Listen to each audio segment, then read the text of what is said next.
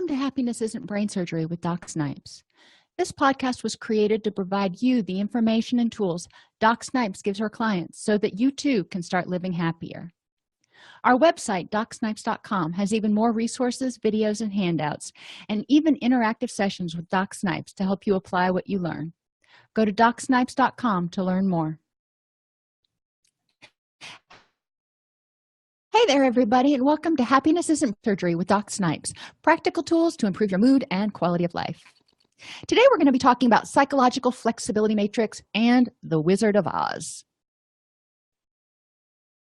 We're going to start by learning about what psychological flexibility is, and then learn how to use the matrix to achieve it, and we're going to look at the Wizard of Oz along the way. So what is psychological flexibility? Basically, it's the ability to experience feelings, thoughts, and situations without getting stuck.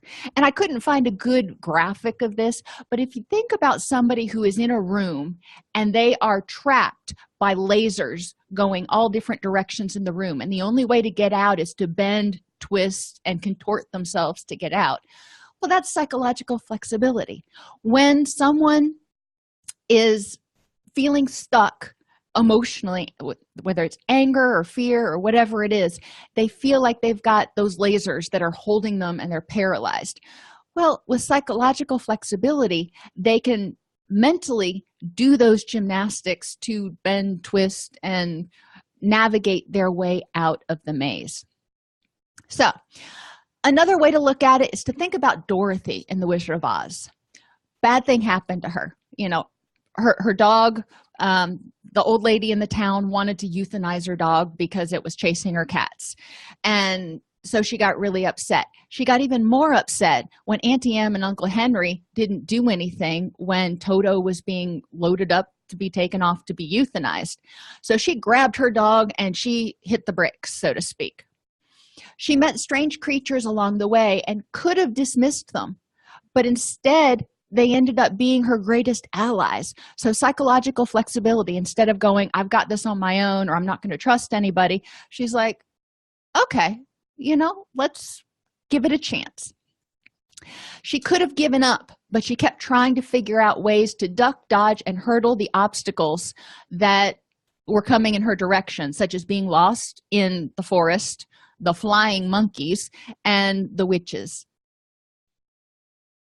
So 6 components of the matrix: the here and now feelings, thoughts, and reactions. What do you feel? And we're going to go into each of these in more depth in a minute. Your destination happiness, which in this example, we're going to call the Emerald City. Where are you trying to get? Your thoughts and feelings that keep you from moving toward the Emerald City. What's holding you back? And think about the scarecrow who thought he didn't have a brain and he couldn't figure out how to move forward, and the lion who kept saying he was scared and he couldn't do it. He just kept saying he couldn't do it. Ultimately, he ended up doing it, but I'll get there. Think about what actions keep you from moving toward your Emerald City. What types of things do you do that keep you stuck? Think about your thoughts and feelings that move you toward your Emerald City. Think about the good witch, Glenda, who came along and said, you've got this. And at the end, she said, you always had the power. You just had to close your eyes and click your heels. But you have to believe in yourself. And what actions do you do that move you toward the Emerald City? So the matrix. Just to give you a visual, if you're looking at the video of this on our YouTube channel, that's youtube.com/allceuseducation, all one word. The video of this shows you that you can go 2 directions, and you have actions and behaviors like taking care of yourself and using coping skills and journaling and all kinds of things that can help you move toward the Emerald City, toward those things that are important to you. And you have actions and behaviors that you do like sleeping, drinking, fighting, cavorting, that may move you away from what you hope to encounter, may move you away from the Emerald City. And you also have thoughts and feelings that do the same thing. So the first step is to describe your Emerald City. Where is it that you're going? Who and what is important in your life? Think about family, pets, your career, money, the ability to do certain activities, your health. Not all of these are going to be important to you, but which ones are? And of the people, if you say family is important, okay, now is that a couple people in your family, like your kids and your spouse, or is that everybody in your family? Who and what is most important in your life? Because you only have a certain amount of energy. And when you start making choices about how to use your energy, you're going to ask yourself, is this helping me get closer to the people and things that are important in my life? For example, money may not be super important in your life. If you've got your family and you've got a job that you don't hate and you've got your health, you may not care if you've got, hundreds of thousands of dollars in the bank. But some people do. So you have to know what is in your emerald city. And then you have to know what characteristics about yourself that you hold dear, because these are the things before you make an action or before you make a decision, you go, does this fit with who I think I am? And values, you can just Google values lists and you can come up with lists anywhere from 10 to 500 values. But just an example here, values we're talking about are acceptance, accomplishment, achievement, honesty, integrity, ambition, creativity, approachability. Those characteristics that are not necessarily something you do. Yes, I can lift a 50-pound bag. Yes, I can drive a car. But that's not who I am. That's something I can do. Who I am honest, I am intelligent, I am creative, and those are the things that you want to focus on. So before you make a decision, you have to ask yourself, does this fit? I had a job at one point that paid really well, really well, and I really enjoyed parts of my job. But there were other parts of my job that went against my values. So I was constantly miserable. And the value it went against was honesty and loyalty. So, I was constantly struggling to look at myself in the face in the morning. And that's not any way to live. That wasn't getting me toward my emerald city. That job was a job and it fulfilled some needs, but it also detracted from a lot. So when I decided to leave that job, I really needed to sit down and go, okay, this is how I feel. This is what's going on now. What's going to get me closer to what's important in my life? And that was my farm and my pets and my family and, my health, because my health was starting to take a toll too. And I decided that leaving that job was the best choice to help me continue to move forward, even though financially it was a little bit of a hiccup. So what are your away behaviors and reactions? Now I'm talking about you here. You only have so much energy, and it's going to be used to help you move forward or wasted spinning in circles, or worse yet, going backwards. So make a list of things you do when you get stressed, angry, lonely, afraid, that keep you from moving forward. Sleeping is one that some people do. And you may say, well, sleeping's a good thing. Yeah, but too much sleeping, you miss out on a lot of stuff. Too much sleeping can mess up your circadian rhythms, so then you're not getting good quality sleep. Then your body starts experiencing all kinds of other symptoms, including depression, lethargy, all kinds of stuff. So sleeping, while it seems like it's a good response, actually doesn't solve anything, and it can make things worse. Now, getting an adequate amount of sleep is on the other end. That's a toward behavior, because we do need enough sleep. When you don't have enough quality sleep, your body starts secreting stress hormones, and that works against you. So the key is enough quality sleep, not too much, and making sure your sleep is quality. Another thing people do that moves them away from their goals and the things that are important can be drinking. Yes, it may help you relax in the moment, but again, it generally doesn't solve the problem. So when you sober up, the problem's still there, whether it's somebody at work that you don't get along with, or you hate your job, or whatever it is. So drinking really doesn't solve anything. It's more like spinning your wheels at best. And if you do things when you're under the influence that you end up regretting, that actually may be moving you away from your goals and ideals. So make a list of those things that you do that move you away from what's important. So when you start to do them, you can say, you know what? No, this is not helping me. I'm going to let it go. Sometimes I'll get upset over things that I see on Facebook or Instagram or whatever, and I'll get fired up for a second.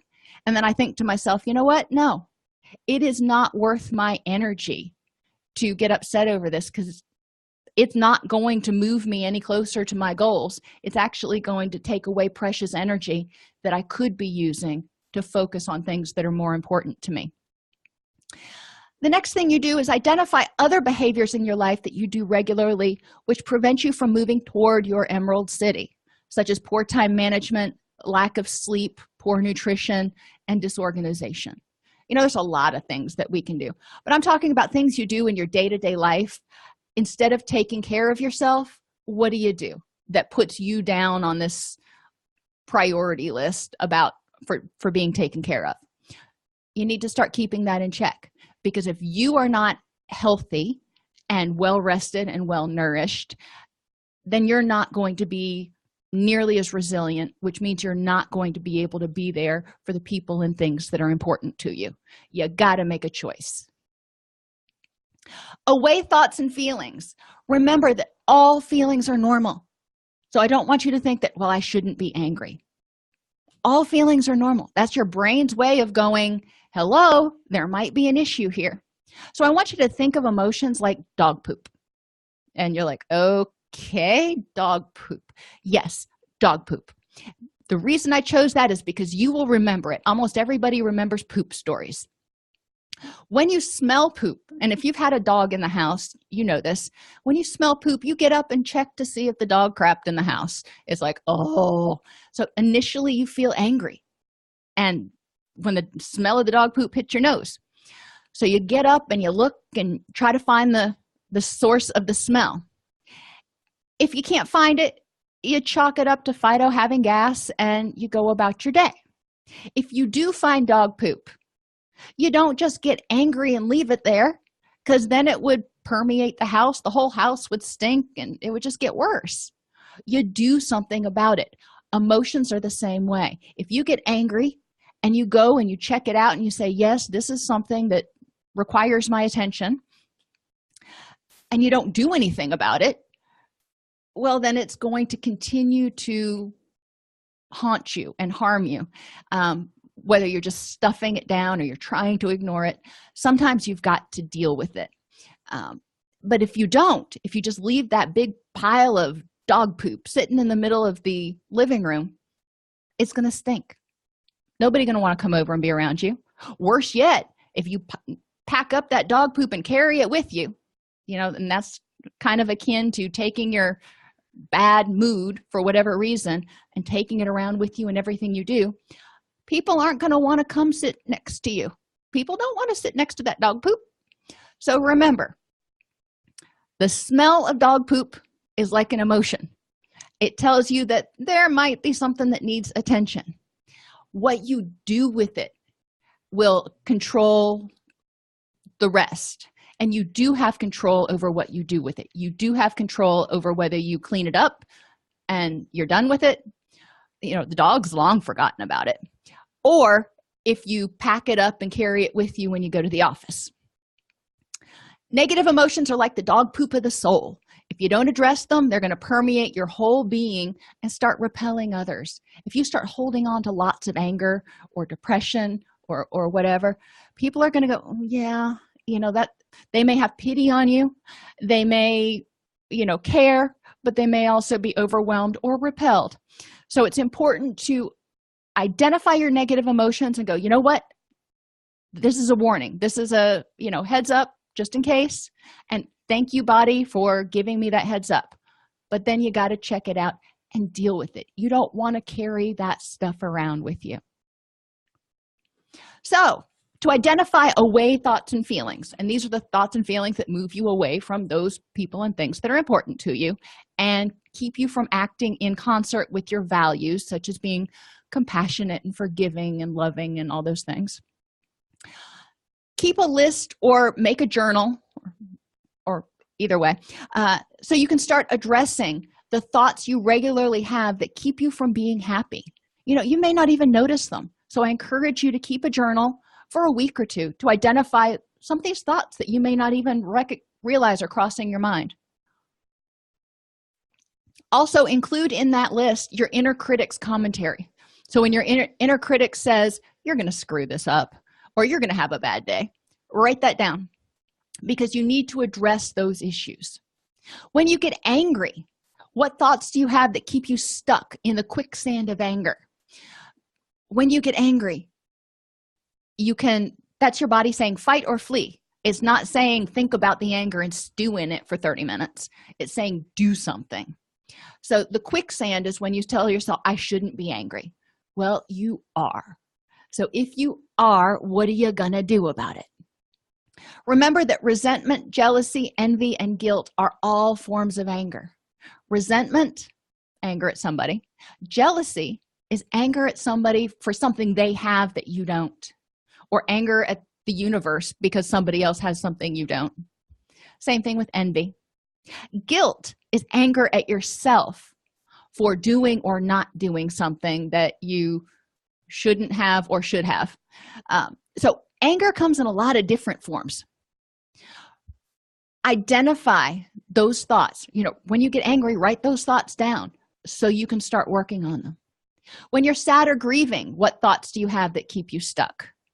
When you're anxious or afraid, what thoughts do you have that keep you stuck?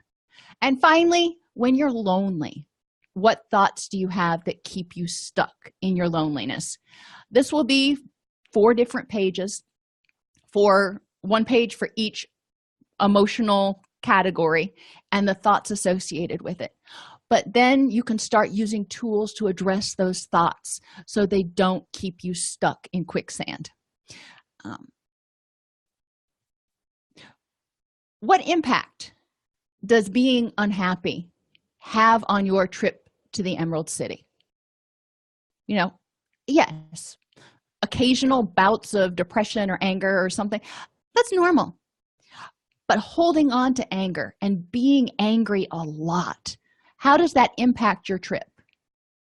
When we're angry, we tend to run out of energy a lot sooner. We tend to see the negative in things. We tend to miss the positive in things.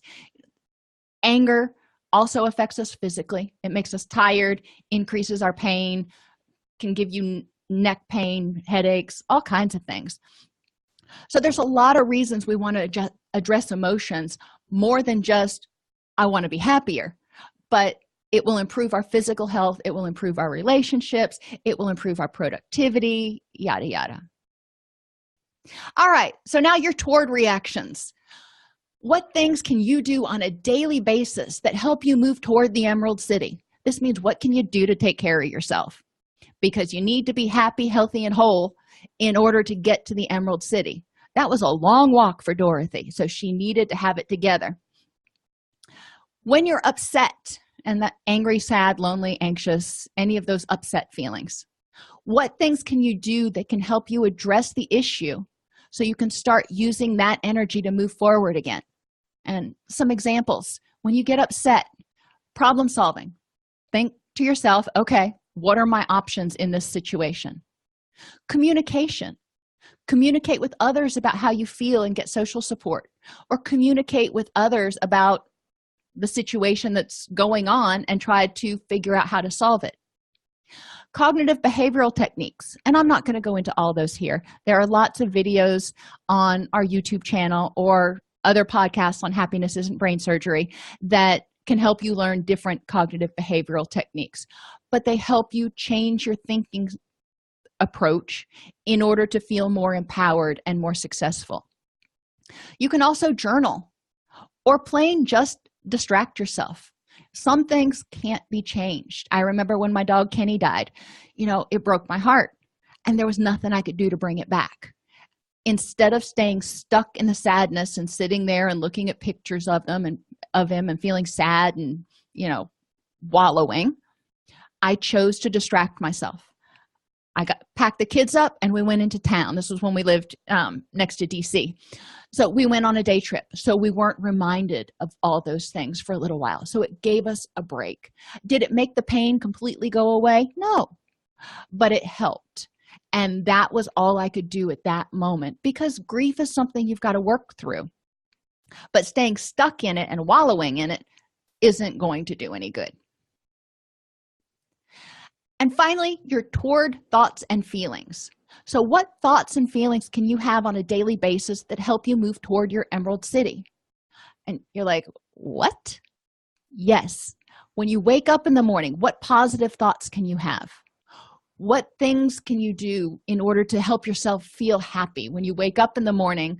My foster cat decided last night that she trusted me enough to sleep on me all night long. Okay, yes, it kept me up. But when I woke up this morning and she was still laying on me, it made me very, very happy.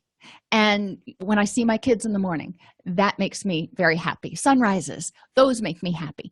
I try to do things in the morning, especially before I go to work, that make me happy. Instead of just going through the motions, I try to infuse happiness because it gets me started on a good foot. When I exercise, it makes me happy. It releases endorphins and all kinds of stuff. It's exercise is good stuff. But other things that you can do, have thoughts that are empowering, that tell you that you can do it. Whatever it is for that day, that you've got this and it's going to be a good day. Have thoughts that inspire contentment, whether you keep a gratitude journal or you just look around and you're grateful for what you have. Have thoughts that inspire hope, that today is going to be an awesome day. And self-esteem. Reflect upon what's good about you. Why are you a good person? You're honest, you're caring, you're loyal, you're yada, you're yada. People would be lucky to have you as a friend. Have thoughts of optimism. Things can get better. They may be good now, but they can get better. And instead of going, oh, well, today's probably going to be a crappy day, say, today is going to be a good day. I am going to make a silk purse out of a sow's ear, no matter what it takes. And finally, have compassion towards yourself and others. When you are compassionate towards others, you're giving them the benefit of the doubt. Instead of thinking, oh, this cashier is just going so slowly and getting angry and I've got places to be, having compassion for that person, going, you know what, it's probably a really long day standing up there and running a register for 8 hours. Having compassion with yourself. If you get to work and one of those days that you just can't focus, instead of beating yourself up over it, do what you can and be optimistic that, okay, tomorrow's going to be a better day. I did what I had to today, and tomorrow will be a better day. All of those things help prevent you from using a bunch of excess energy on regret and being angry with yourself and all that other stuff, and it moves you forward. When you're upset, and so what we just talked about are things that you do on a daily basis to get yourself started on the right foot and to help you continue on the right foot. Now think about somebody or somebody you've heard of that is just one of those people that is just always relatively happy, and they're always fun to be around. And maybe always is a little bit of an extreme, but these are the people you want to think about, people that you want to be like in terms of their values and their personality. And what types of thoughts do you think they tell themselves every morning when they're brushing their teeth and getting ready for work? When you're upset and angry, you can also have a whole different set of thoughts. So when you're feeling unhappy, what thoughts and feelings can you have that can help you address the issue so you can start using that energy to move forward again? So when you're depressed, we'll stick with Kenny right now. When Kenny passed, I was depressed and it was really sad. But what feelings could I have to help me start moving forward again? I started remembering the funny things that he used to do and the good times that we had, and thinking about how, we saved him from the pound and he had a really good life when he was with us. So focusing on the positive, focusing on keeping Kenny's memory alive, and the kids and I still talk about him occasionally. But those are all thoughts and feelings that I can have that help me not stay stuck in unhappiness and move forward and be able to be loving and compassionate and all those things that I want to be.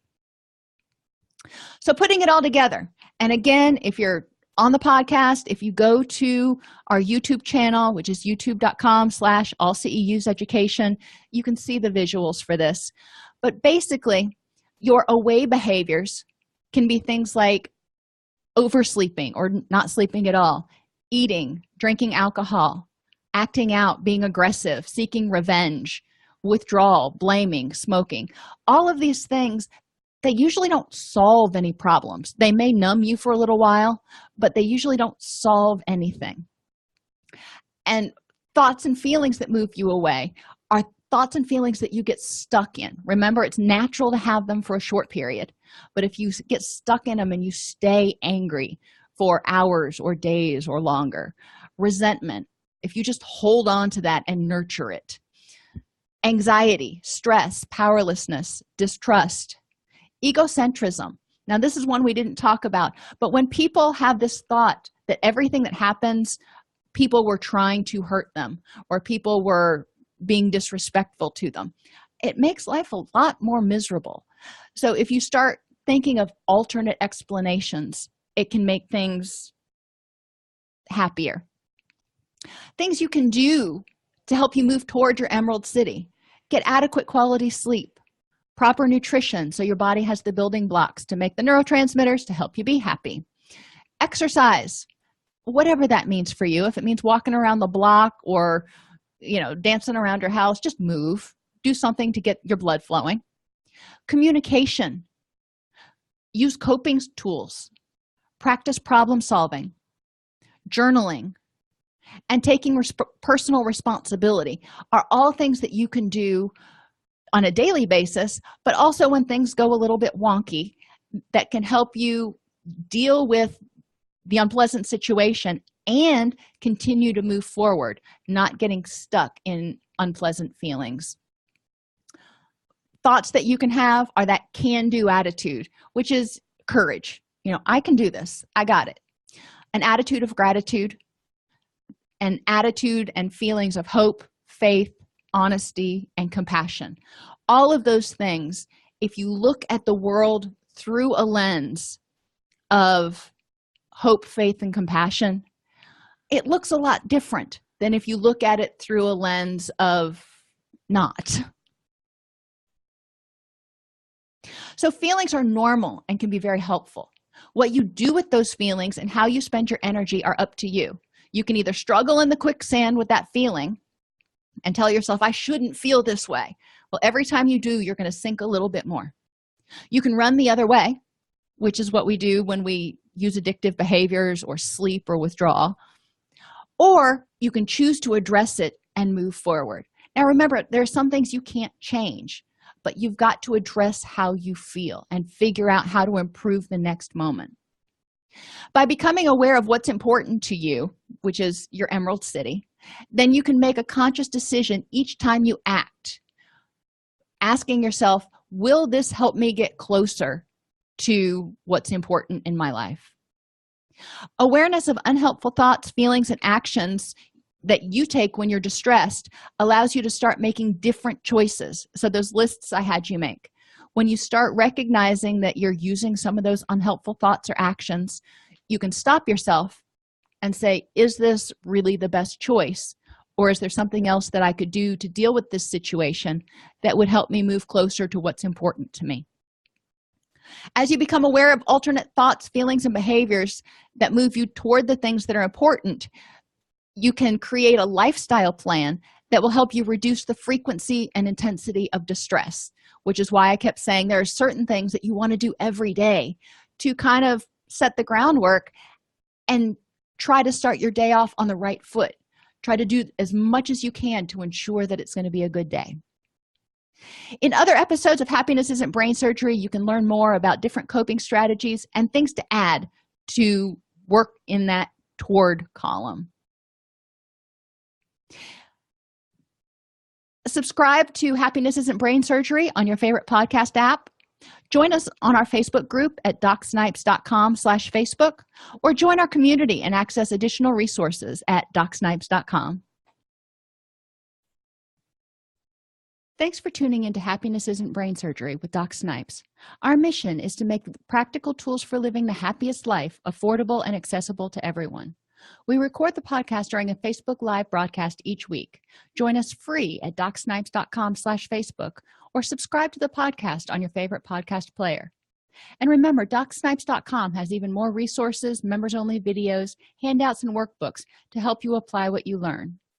If you like this podcast and want to support the work we are doing, for as little as $3.99 per month, you can become a supporter at docsnipes.com/join. Again, thank you for joining us, and let us know how we can help you.